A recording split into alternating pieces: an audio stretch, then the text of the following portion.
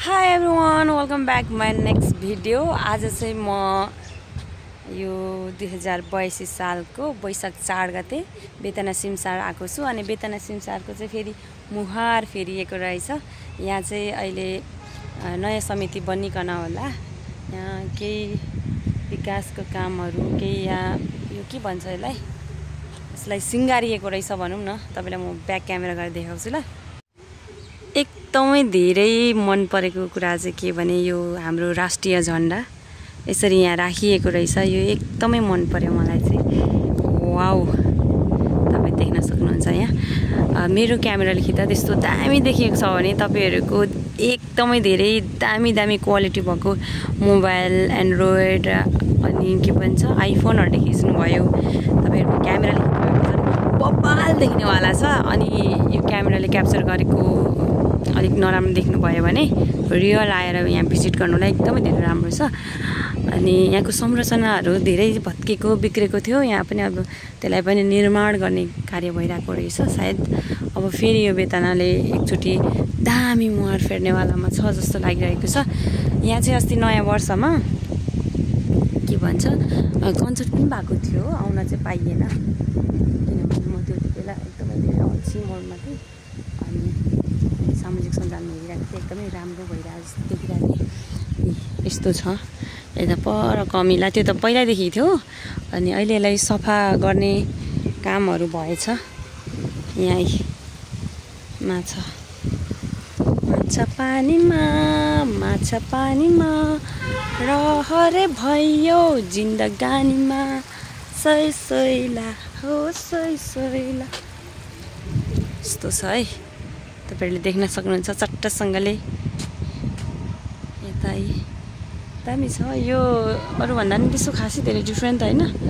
यो झन्डाले गर्दाखेरि बब्बाल देखिएको छ। यहाँनिर कस्तो दामी छ।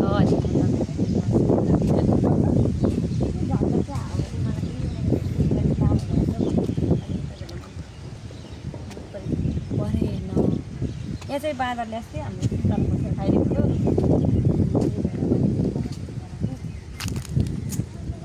यो पोखरीमा चराहरू छ। क्यामेरा फोकस भयो।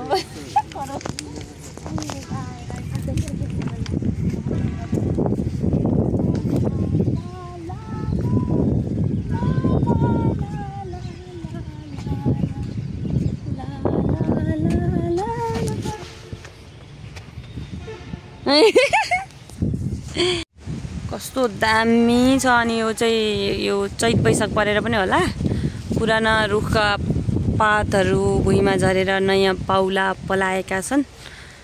सो बेतना सिमसार पनि अहिले चाहिँ घुम्न लायकको भएको रहेछ। साथीहरू मेरो भ्लग हेर्दै हुनुहुन्छ भने चाहिँ आउनु होला, एकदमै धेरै राम्रो छ। म चाहिँ यहाँ जहिले पनि जस्तो अवस्थामा पनि यो बेतनालाई चाहिँ मैले माया नमारेको मान्छे हो। म यो बेतनाको रूप रङ्ग यहाँको संरचनादेखि लिएर सब कुरा अव्यवस्थित हुँदा पनि म आइरहेको थिएँ। किनभने म चाहिँ पहिला पाहाडबाट झरेपछि हाम्रो घुम्ने ठाउँ बेतना हुन्थ्यो क्या। साथीहरूसँग काहीँ गर्नु जानु पऱ्यो भने बेतना, केही रमाइलो गर्नु जानु पऱ्यो भने बेतना, घुम्नु जानु पऱ्यो भने बेतना। त्यही भएर मेरो अब गाउँदेखि सहर भनौँ न, तराईसम्मको पहाडदेखि तराईसम्मको यात्रामा रमाउने ठाउँ भनेको बेतना थियो। त्यही भएर म चाहिँ जहिले पनि यो बेतनालाई कहिले पनि बिर्सन सक्दिनँ। अनि त्यही भएर यहाँ हेर्नुहोस् पुरानो पातहरू झरेर रुखले नयाँ पाउला नयाँ पातहरू लगाइसकेको छ। अनि म चाहिँ जङ्गलमा यस्तो कन्फिडेन्स साथ एक्लै बरबडाउँदै हिँडिरहेको छु। मलाई कसैले केहीले मलाई एट्याक गर्यो भने चाहिँ म यहाँ लुक्न सक्छु भनेर मैले ठाउँ पनि हेरिसकेको छु। अब अनि त्यही भएर यस्तो छ जिन्दगीमा। अब मलाई गर्ने भनेको के, मङ्कीले अट्याक गर्न सक्छ, म त्यसलाई डिक्सिङ गरेर म मारिहाल्न सक्छु भन्ने छ। त्यही भएर म अब तपाईँहरूलाई पल्ला साइडको देखाउँछु। अहिलेलाई यति नै। अनि जङ्गलमा यसरी घुम्नुको मजै बेग्लो छ नि। साथीहरू कहाँ हिँडेको, किन गएको, बेतनै गएको कि भन्ने पनि सोचिरहनु भयो होला। म बेतनै आएको, बेतनामा आइसकेपछि बेतनै आएको नि, तर म चाहिँ घर जाँदैछु। सो म यो बाटो चाहिँ किन आएँ त, म काने पोखरीदेखि पनि जान सक्थेँ भन्ने मान्छेहरूलाई आउन सक्छ प्रश्न।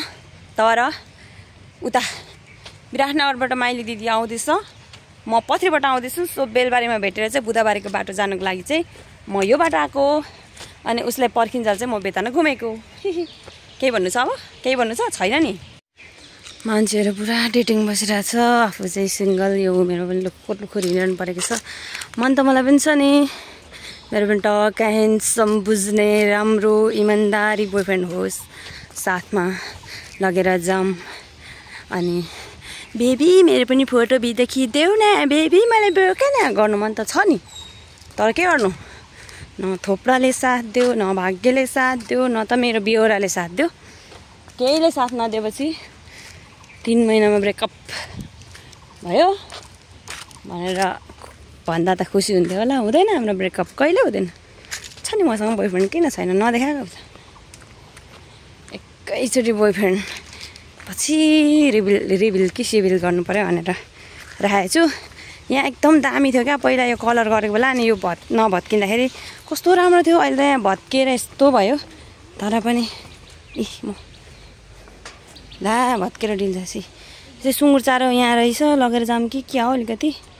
सुँगुर चारो हो कि होइन, सुँगुर चारो जस्तो लाग्यो। हाम्रो घरमा 3टा सुँगुर छ नि त, 3टा सुँगुर भएदेखि म सुँगुर चारोहरू हेर्ने गरेको छु है। अब के यस्तो भिडियो बनाइरहनु, अब लगभग यति नै होला भिडियो। अब फेरि एकछिनमा पर अलिकति टुच्च देखाउँछु ल। अब तपाईँहरूलाई यो साइड नदेखाइदा म कसरी जानु भनेर यो साइड देखाउनु आएको छु। अब यो साइड चाहिँ के, अब आज त शान्त सुन्दर, शान्त सुन्दर त होइन कि सुनसान रहेछ। पहिला चाहिँ यहाँ कति धेरै मान्छेहरू हुन्थ्यो, अब स्टार्ट भइसकेछ नि त स्कुलहरू पनि, त्यही भएर सबजना स्कुलमा होला। अरू पेसाको मान्छेहरू पनि त्यतैतिर व्यस्त हुनुहुन्छ होला। अब म चाहिँ 24 घन्टा 12 मास जुन सिजनमा पनि फ्री हो कि, त्यही भएर म जति बेला पनि आउन सक्छु है त। हावा त खतरा चलिरहेको छ, मेरो कपाल चाहिँ यस्तरी उडाइरहेको छ, तर म तपाईँहरूले देख्न सक्दिनँ। अनि यो पुल तरेर पारी त्यो त सानो सानो कटेजहरू देख्दै हुन्छ नि, त्यतातिर चाहिँ जनावरहरू छ। तर अहिले जनावरहरू मरेको होला कि छ होला कि मलाई थाहा भएन, म त्यता जाँदिनँ। म फेरि झन्डाहरू नै हेर्ने, त्यतैतिर फर्किने हो, त्यही भएर म यहाँ अब पारी नजाने हो यहाँ। अनि तपाईँहरूले त्यो पर एउटा कमिला देख्दै हुनुहुन्छ नि, पारिपट्टि एउटा कमिला, त्यो बुढो कमिला, पहिलादेखिको कमिला हो। अब म जाने हो यहाँदेखि। एउटा कुकुरले मलाई साथी दिँदैछ, त टक्क हरियाली छ। अब तपाईँहरूलाई यो क्षेत्रमा नल्याइ त म फेरि जाने कुरा छैन।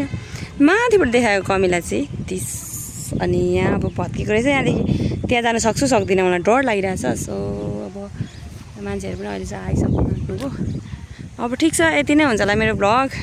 कस्तो लाग्यो भ्लग कमेन्ट गर्न नबिर्सनु होला। मेरो बेतनाको भिडियो हजुरहरूलाई कस्तो लाग्यो कमेन्ट गर्नुहोला। अनि सबैजनाले मेरो च्यानललाई सब्सक्राइब गरिदिनु होला भन्दै मेरो यो भिडियोबाट चाहिँ बिदा हुन चाहन्छु। Thank you for watching, bye, see you next video.